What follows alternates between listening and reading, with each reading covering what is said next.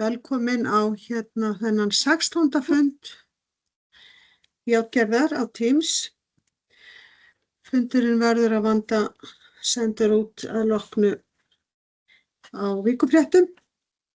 En ég vil bara byrja á því að segja að vel heppnuð helgi að baki hjá okkur Grindvíkingum.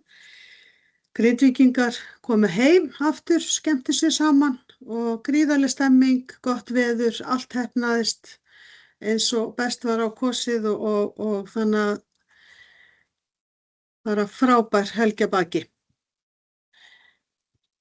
Mig langar til þess að byrja á því að segja, það náttúrulega kom fram í fréttum í gær, en 70 hús urðu fyrir altjóni í þessum hremmingum okkar og 700 tjónstilkynningar hafa borist til NTÍ og það nánast búið að greiða úr öllum ágreiningsatriðum, það eitthvað aðeins sem stendur út af borðinu. Og í framhaldi af því þá langar mig svolítið víst að hann Sigurður Karlsson mættur með okkur núna svona hvernig ganga viðgerðarverkefni, hvar standa málin hjá okkur núna innan bæjar? Innan bæjar, það svona, við náttúrulega fylgir þessu sprungu viðgerðum, þá förum við að gera við yfirborð, götur og já, ég ætla kannski að byrja að leiðrétta eitt, þetta ekki 70 hús sem eru altjónis, þetta eru 70 eignarhlutar. Til dæmis í Staðarsundi í 2 geymslubilum, 1 og 3 eru 20 eignarhlutar, þannig að þetta fljótt að telja. Já, en svona var þetta lagt fram í fréttin í gær? Já, þetta villandi og þetta svona eykur aðeins á óþægindin að þegar vera að fjalla þessi mál. Þetta þegar mann telja staðföngin, þá þetta svona 30, 50, 40 sem þarf að rífa. Þannig að þetta kannski ekki stærri tala en það.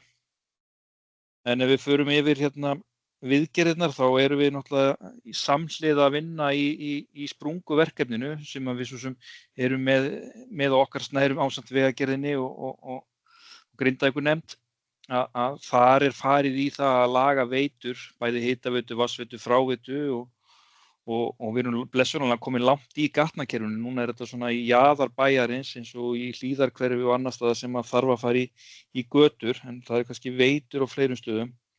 Samhliða þessu þegar þessi sprungu viðgerðir per se lokið, þá förum við í yfirborðsfrágang, hvort sem það kantsteinar, hellur eða malbik og jafnvel bara mói.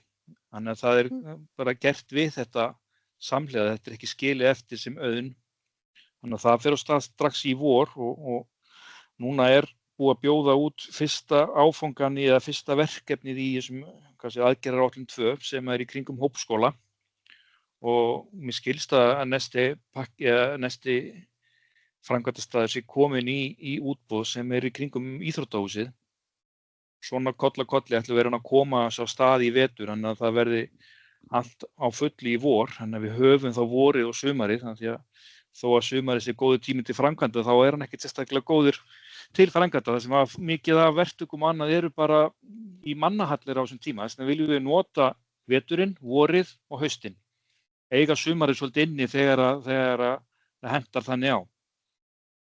Þetta eru svona helstu verkefnin okkar svona þessu dagana. Það niðurrifið sprunguviðgerðir og raun og veru viðgerðir á opnum svæðum á samt öllum fasteignunum sem í viðgerðum, ýmist lokið eða í viðgerð. Flott mál, Siggi, takk fyrir þetta. Eitthvað annað svona sem að þú vildir koma inn á sem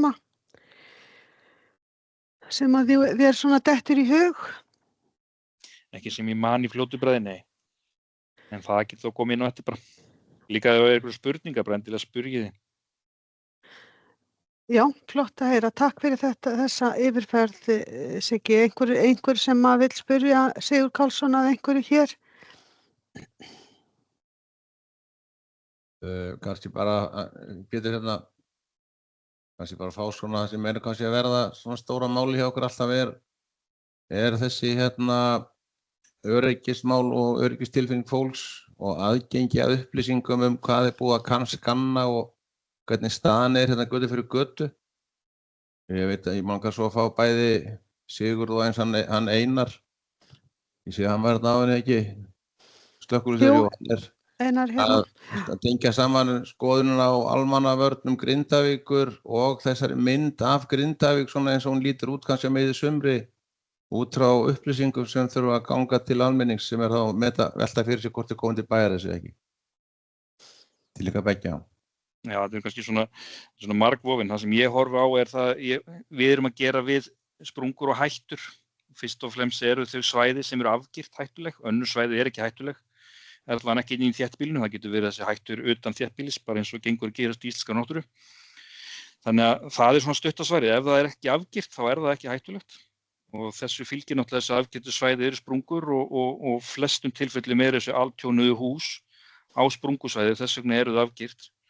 Og kannski líka til þess að nefna það að því við nefndum það ekki áðan, þá niðurrifsverkefnið að hefjast og fyrsta örútboðið í bígerð verður auglýst á eftir.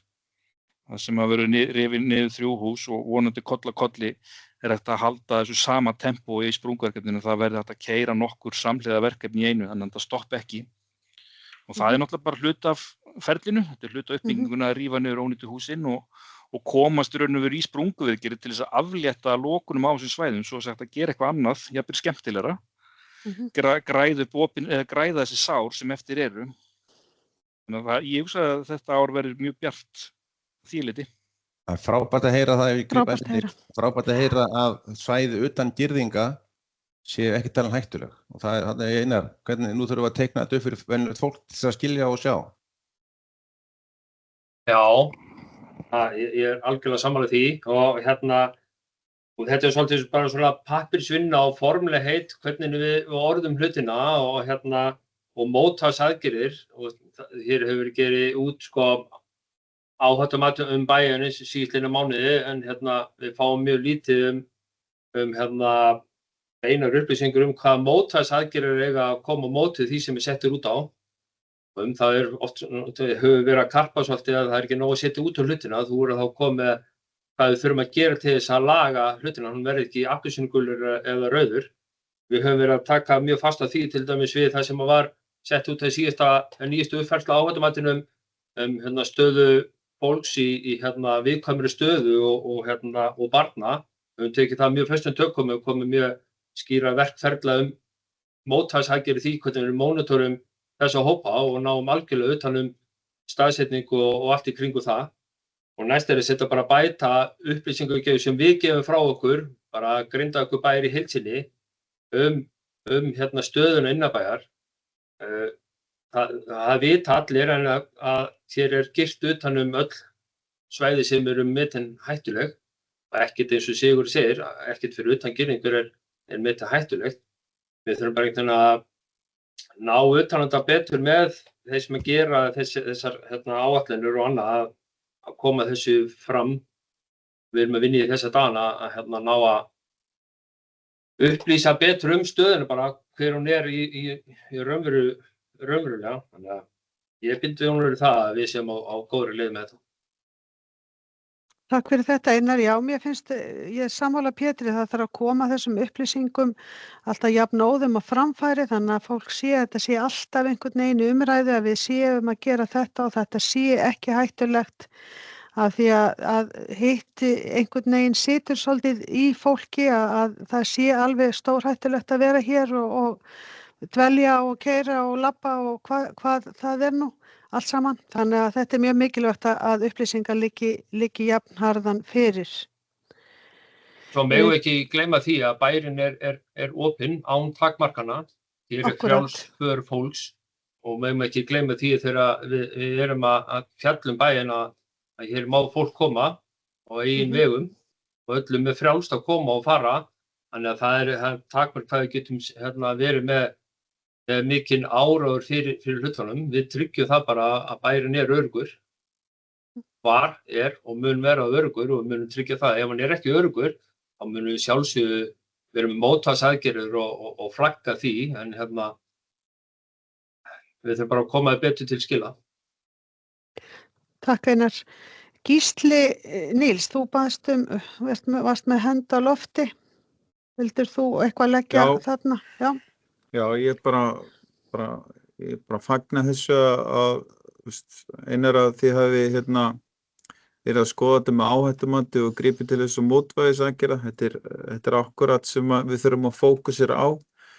Það sem að mig langaði kannski aðeins svona að setja hérna upp á fundinum það, þú veist, að því við vorum að tala hvernig við erum að horfa fram á sumarið og við erum líka að tala það hvernig að bærinn sé opinn. Mig langaði það aðeins að deila hérna með einhver nýjasta hættumati sem sagt Veðurstofunnar sem gildir núna til morguns, að við erum ennþá að glíma við það ef einhver nýr að horfa á kortið og þá sjáu þið að það alveg appelsínugult hérna inn í bæinn, jafnvel á þeim svæðum sem eru ekki lengur girt af eða eru girt af. Þannig að þegar einhver nýr að horfa á kortið, einhver ókunnur, þá metið svo að það sé ennþá töluverð áhætta á svæðum innan bæjarins, jafnvel þar sem fólk að vinna á hverjum degi. Og þegar maður horfir á kortið þá stendur Grindavík jarðfall ofan í sprungu, þannig að það má líta svo á að stór hluti bæjarins ennþá að það sé töluverð hætta á fólk falli ofan í sprungu. Og ég var að velta fyrir mig hvort að Einari að þið hafi eitthvað verið að ræða við Veðurstofunni þetta og framsetninguna þessu eða Grindavíkurbær, þú veist, að þetta kannski fer ekki alveg saman að þetta mat og það við séum að líta svo á að bærinn sé bara opinn öllum. Ég held nú kannski að Grindavíkurnefnd geti kannski betur svara fyrir þetta, Skarphéðinn. Þið eru náttúrulega gefið út hættumati í samvinnu við Veðurstofuna. Og Nei, við gefum áhættumat fyrirgefðu. Já, áhættumat fyrirgefðu. Þannig að þetta gefur út sitt hættumat. Já, þetta hangir svolítið saman. Já, þannig lagað að hættumatið einn forsenda sem kemur inn í gerð áhættumats og það bara tekið með þeim hætti sem það birt. Þannig að það hafa ekki verið sérstakar umræður hættumatið. Það bara álitið að það sé byggt á slíkum aðferðum og það er bara útgefið af Veðurstofunni. Og við höfum ekki sjást allir þess að koma nú sérstaklega aðtöfstum framfæri varðandi það. Það skiptir engu máli hvaða mótvægisaðgerðir farið í til þess að minnka þessa áhættu, þannig að það sé hægt að færa þetta niður. Og nú mótvægisaðgerðirnar, þær eru í áhættumatinu, ekki sérstaklega í hættumatinu. Hættumatið byggir bara á þeirri hættu sem að steðjar af náttúrunnar hendi þarna á svæðinu. Þannig að ég er ekki sérfræðingur, alltaf ekki að vera í einhverju fyrirsvari varðandi gerð hættumatsins. En áhættumatið er okkar ábyrgð og það er bara eins og var rækið hérna áðan og það hefur verið talsvert aukið með mótvægisaðgerðir og að undanförnu og það er á hinu góða. Það er hægt að gera miklu betur og frumkvæði að mótvægisaðgerðin getur svo sem komið úr ýmsum áttum eins og bara slökkviliðsstjórinn rakti núna áðan. Já, takk fyrir þetta Skarphéðinn. Pétur, gjörðu svo vel.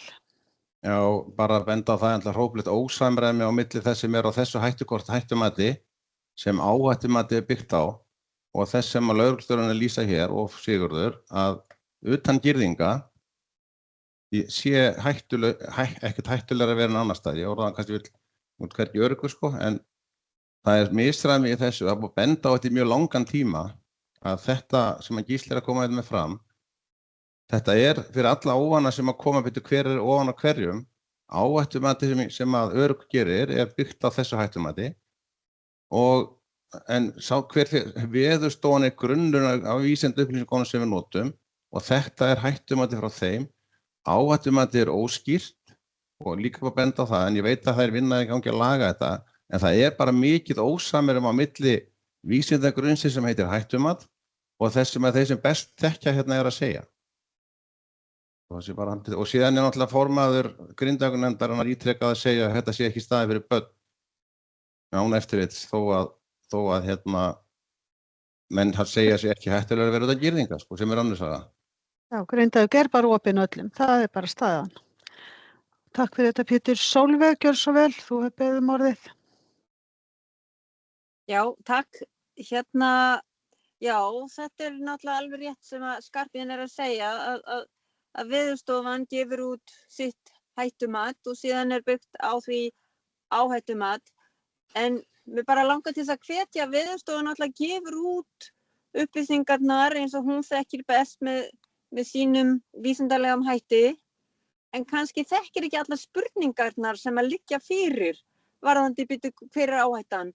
Þannig það má alveg eiga samtal við Veðurstofuna og segja okkur finnst, við þurfum kannski að vita aðeins meir þetta eða við þurfum ekki að vita svona mikið þetta og bara eiga samtal við Veðurstofuna kannski að aðlaga það sem að þau að gefa út til þess að henti betur spurningarnar varðandi áhættuna. Þannig þetta samspil svo mikilvægt. Þannig að til þess að spurningarnar varðandi áhættuna það sé hægt að fá svör. Þannig ég ætla bara að hvetja til þess að bara eiga samstarfi við Veðurstofuna og biðja hann að bara breyta og aðlaga eftir því sem að passar fyrir spurningarna. Passar við, já.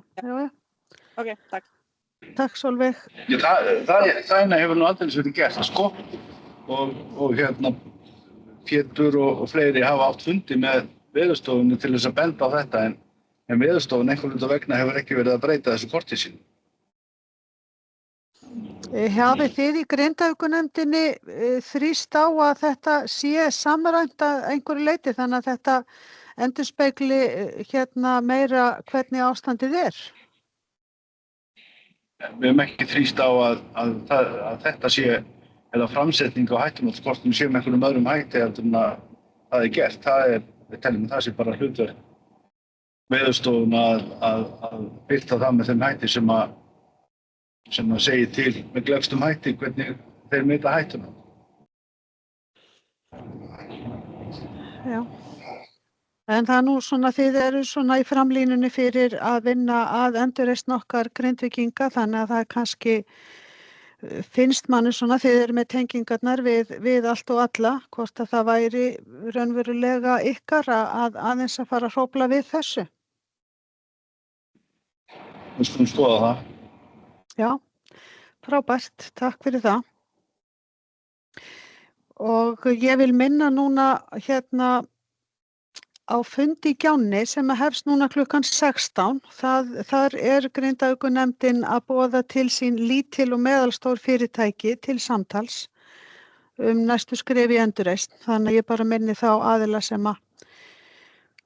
að hafa erindi þangað að mæta.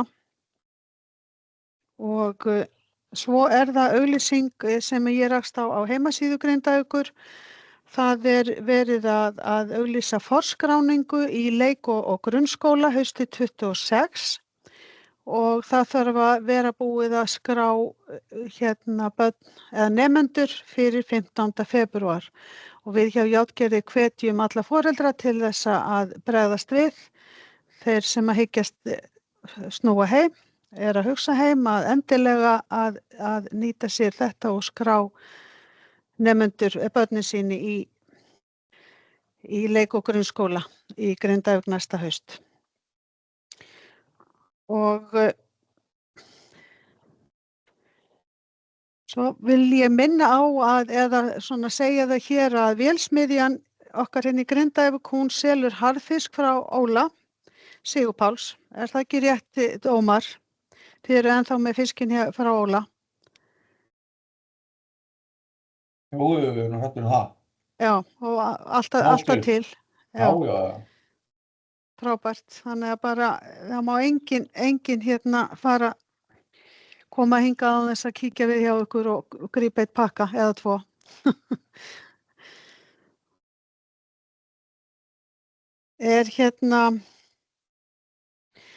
Eitthvað meira sem að þið viljið koma á framfæri? Ég vil bara ítreka, sko, ég ánægði með þessu umræðu öryggismálin. Ég held nefnilega að ég sé að fara í hönd núna. Það er rauninni allt í stakkatarlagi í bænum og eitt stórt verkefni okkar er að ræða og fá niðurstöðu í öryggismál og öryggistilfinningu fólks sem skiptir sköpum bæði fyrir starfsemi, fyrirtæki og allt saman.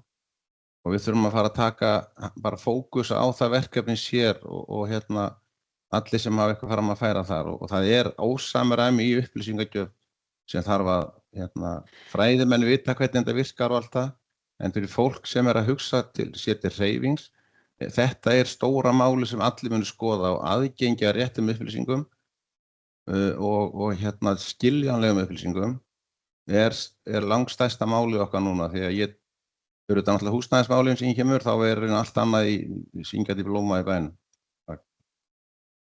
Heldur betur, sammála því og þetta náttúrulega, við ætlum ekkert að gefa neinn afslátt á öryggi. Það hefur aldrei verið þannig í umræðinu hjá okkur og við ætla nú kannski að greina frá því að við hjá Játgerði erum búin að vera að liggja yfir þessu plani hjá Þórkötlu og það er svona margt sem að okkur finnst ekki alveg virka rétt. Þannig að við tókum okkur saman og sömdum nýtt plan, sendum á þau á föstudaginn, sendum á bæjarfulltrúa Grindavíkur, sendum á forsætisráðherra, stjórn og framkvæmdastjóra Þórkötlu og formenn stjórnarflokka á Alþingi. Þannig að við ætlum svona aðeins að fara að hrista upp í hlutunum, reyna að fá umræðu og við verðum að fara að fá svör við húsnæðismálunum okkar. Nú er komið auglýsing frá bænum varðandi skólahald. Þannig að vonandi fáum við einhver viðbrögð og síðan ætlum við að senda þetta bréf til okkar félagsmanna hjá Játgerði. Þannig að við ætlum aðeins að fara af stað með húsnæðismálin, að tökum hvað við getum hrært í þeim. Ámi, gjörðu svo vel. Já, mér langaði bara aðeins að koma að þetta var þetta hættumatskortið á Veðurstofunni á að vera einhver talsmaður þeirra frekar aðrir á fundinum að ég held að þeir sé að skoða þetta svona til núna uppfæra þessi hættumatskort að því að í byrjun var þetta náttúrulega gert alltaf til skamms tíma og nú er náttúrulega allt öðruvísi ástand heldur og búið að vera undanfarna mánuði heldur en var þegar að var eitthvað að gerast í hverju mánuði sko. Þannig að ég held að þetta sé í skoðun í þeim en auðvitað voru að taka samtalið eða þau. En ég held að þeir þar innan og sé að vera að skoða þessi mál því að núna er búið að vera nánast sama ástand sko. Við náðum neðri mörkum einhvern veginn í byrjun október og ekki efri mörk á Kveikusstofnun einhvern veginn í lok apríl. Þannig að þetta er alltaf mjög frábrugðið því sem hefur verið áður. Já, búið að vera 6 mánuðir. Og bara er allt öðruvísi, þarf að skoða þetta með allt öðrum augum heldur en hefur gert áður sko, og hætti. Þannig að ég held að svo vinna sig eftir sem ég best veit, sé í gangi sko, ég sé að svara fyrir þau. Ég held að sé bara mjög eðlilegt og allir sammála að þurfa að gera. Heldur betur. Eitthvað fleira sem að 4 mínútur eftir, eitthvað fleira sem að vill koma einhverja framfæri? Ef það er ekki, þá bara þakka ykkur kærlega fyrir og njótið þess sem eftir er kvöldsins. Verið bless.